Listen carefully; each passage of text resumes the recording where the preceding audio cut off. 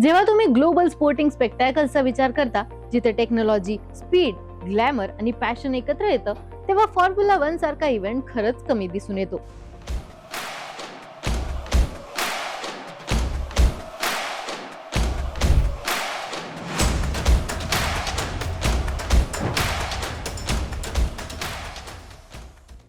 इंजिनचा थंडेरियस roar, टीमची strategic brilliance आणि grand प्रिक्सचं electric atmosphere, हे सगळं एक्सपिरियन्स जगभरातील फॅन्सच्या मनात घर करून बसले आहेत. इंडियन स्पोर्ट्स फॅनसाठी पण फॉर्म्युला 1 फक्त काल्पनिक गोष्ट नव्हती. बुद्ध इंटरनॅशनल सर्किटवर जेव्हा इंडियन ग्रँड प्रिक्स झालं होतं, तेव्हा हा एक्सपिरियन्स फॅन्सने प्रत्यक्ष जगला आहे. आता हे होऊन एक दशकाहून अधिक काळ झाल्यानंतर इंडियन गव्हर्नमेंट आणि स्पोर्ट्स मिनिस्ट्री ऍक्टिव्हली F1 ला पुन्हा भारतामध्ये आणण्याचा मार्ग शोधत आहे आणि या आयकॉनिक इंटरनॅशनल मोटर स्पोर्ट इव्हेंटच्या रिटर्नची आशा पुन्हा जागृत होत आहे.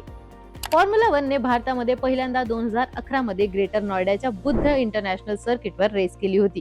त्याच्यानंतर 2012 आणि 2013 मध्ये अजून 2 एडिशन झाले. वर्ल्ड क्लास फॅसिलिटीज आणि एन्थुझियास्टिक क्राऊडमुळे या इव्हेंटला भरपूर अप्रिसिएशन मिळालं. पण टॅक्सेशन इश्यू, ब्युरोक्रॅटिक हर्डल्स आणि रेस ऑर्गनायझर्स आणि JP ग्रुप मधील फायनान्शियल कॉम्प्लिकेशन्समुळे इंडियन ग्रँड प्रिक्स शेवटी ग्लोबल कॅलेंडर मधून गायब झाला. आता 13 वर्षांनंतर मिनिस्ट्री ऑफ युथ अफेअर्स आणि स्पोर्ट्सने फॉर्म्युला 1 ला भारतामध्ये पुन्हा आणण्याचा पुश रिन्यू केला आहे. मिनिस्ट्री सोर्सेसनुसार स्पोर्ट्स मिनिस्टर मनसुख मांडविया यांनी स्वतः बुद्ध इंटरनॅशनल सर्किटचे इन्स्पेक्शन केले, जे हाय लेवल गव्हर्नमेंट इंटरेस्ट दाखवतं. या व्हिजिट दरम्यान त्यांनी Yamuna expressway industrial development authority म्हणजे YEIDA च्या ऑफिशियल सोबत डिस्कशन केले. JP ग्रुपच्या फायनान्शियल प्रॉब्लेम्स नंतर ही स्टेट रन अथॉरिटी आता सर्किट मॅनेज करते. गव्हर्नमेंट डिरेक्टली ट्रॅक अथॉरिटीज आणि स्टेक होल्डर्स सोबत एंगेज होत आहे. हे रिवायवल एफर्टसाठी एक मोठा आणि इम्पॉर्टंट स्टेप मानला जात आहे.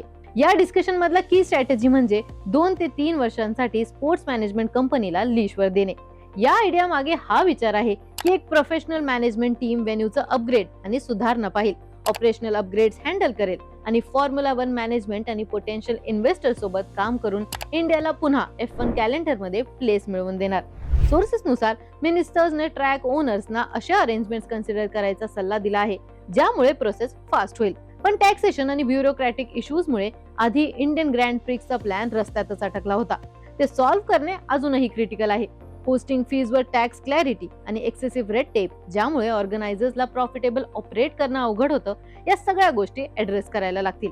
ऑफिशियल्सने सांगितलं आहे की या इश्यूवर डिस्कशन्स चालू आहेत. फायनान्शियल चॅलेंजेस पण मोठे आहेत. एक फॉर्म्युला 1 रेस होस्ट करणं खूप महाग आहे.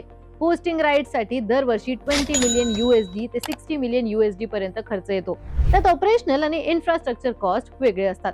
जगभरातील बरेच F1 रेसेसला गव्हर्नमेंट सबसिडीज मिळतात, खास करून मिडल ईस्ट सारख्या रिजन्स मध्ये, जिथे टुरिझम आणि ग्लोबल ब्रँडिंग साठी स्टेट स्पॉन्सर्स इव्हेंट्स बँकरोल करतात. इंडियामध्ये गव्हर्नमेंटचा डिरेक्ट इन्व्हॉल्वमेंट हा एक शिफ्ट दाखवतो की प्रायव्हेट प्रमोटर्स वर कम्प्लिटली रिलाय न करता आता स्टेट ऍक्टिव्ह रोल घ्यायला तयार दिसत आहे. या रिन्यूव्ड मोमेंटम मागे एक कारण म्हणजे इंडियन मोटर स्पोर्ट कल्चर आणि फॅन एंगेजमेंट मधील ग्रोथ. फॉर्म्युला 1 ची पॉप्युलॅरिटी इंडियामध्ये सतत वाढतीये. दर सीझनला hundreds of millions fans race बघतात. स्ट्रीमिंग प्लॅटफॉर्म्स आणि मीडिया राईट्स डील्समुळे F1 आता इंडियन ऑडियन्ससाठी अजून एक्सेसिबल आणि विजिबल झाला आहे. हा वाढणारा एन्थुझियाझम लाईव्ह रेस पुन्हा इंडियामध्ये आणण्याचा केस स्ट्रॉंग करतो आणि त्यासाठी होणाऱ्या इकॉनॉमिक आणि लॉजिस्टिकल इन्व्हेस्टमेंटला जस्टिफिकेशन देतो. पण क्रिटिक्स आणि अॅनालिस्ट असं म्हणतात की ग्लोबल फॉर्म्युला 1 कॅलेंडर खूप कॉम्पिटिटिव्ह आहे. कित्येक देश नवीन रेस होस्ट करण्यासाठी उत्सुक आहे. F1 रॅपिडली एक्सपांड झाला आहे आणि दर season record number of events होत आहेत. म्हणून कॅलेंडर मध्ये स्लॉट मिळवणे इतके सोपे नाही. मिडल ईस्ट आणि एशियामध्ये काही व्हेन्यूज आधीपासून इम्पॉर्टंट स्लॉट्स ऑक्युपाय करतात.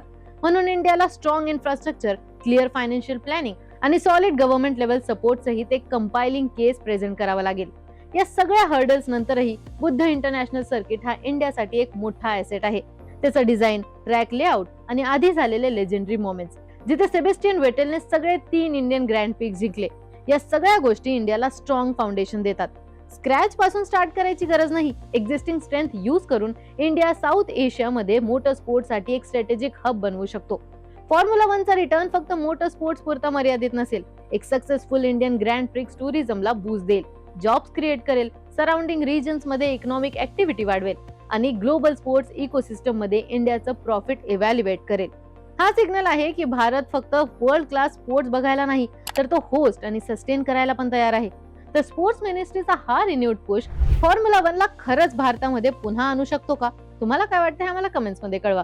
आणि अशाच क्रीडा विषयक ट्रेंडिंग अपडेटसाठी एजीसी स्पोर्ट्सला सबस्क्राईब करायला विसरू नका.